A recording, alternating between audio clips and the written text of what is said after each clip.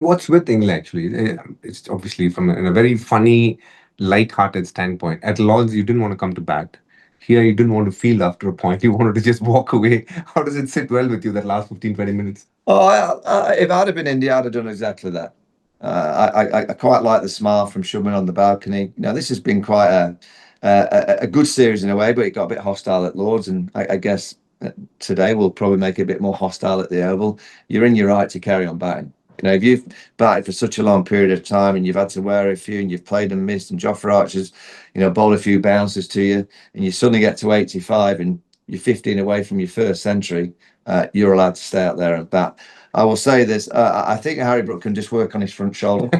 I think he can get round a bit and just pivot a bit more if he wants to bowl his off spin again. But it was a bit farcical, but England would have done exactly the same. If they'd have had a young player out there on 85 in a similar situation, there's no way in a million years that England would have said, come off. They'd have said, stay out there, get your first 100, and we'll shake the opponent's hand. And as Shubman Gill has said afterwards, he said, this feels like a victory for his team. And, when you think of the crowd that were in, there was a huge amount of Indian support. To see two Indian players out there, 100 not out, shaking England's hand, they should take a huge amount of confidence from that.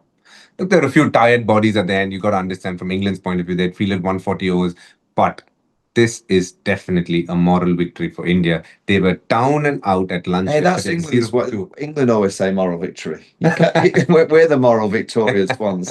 You can't have a moral victory. Correct. England had a moral victory in the last Ashes series. We're learning from you. Right. Always. So this is a moral victory, isn't it? Absolutely. It was much more than moral because the fact is that India were down and out yesterday. It's 1 for 2 at the end at lunch. You just felt like, oh my God, India is going to get rolled over here. But then to fight, KL Rahul and Shubman Gill started off, and then Washington Sundar and Jadeja finished it off. It was brilliant. It went to a point where anybody would cross to zero. The least scorer was KL Rahul. He got 90, which is not a bad thing. But the fact is that towards the end, there was a bit of hostility, but it was all in good spirit because, as Michael said, and I appreciate what he said, because it is in India's right to bat, and they did the right thing. Washington was closing in on his first 100. Remember, before this, his highest score was 96 not out, and he's only got 2 first-class hundreds before this, so he's earned the right to get 100. And I think India did the right thing in standing the ground and saying, no, we want both of them to get 100, even if it means some absolute filth that Harry Brook bowled. If it meant it needed to be tongued, and that's what they did. His flight was okay. You're not happy with the hip? No, I'd just like to see him use the facilities a bit more. He didn't believe there was much in the pitch.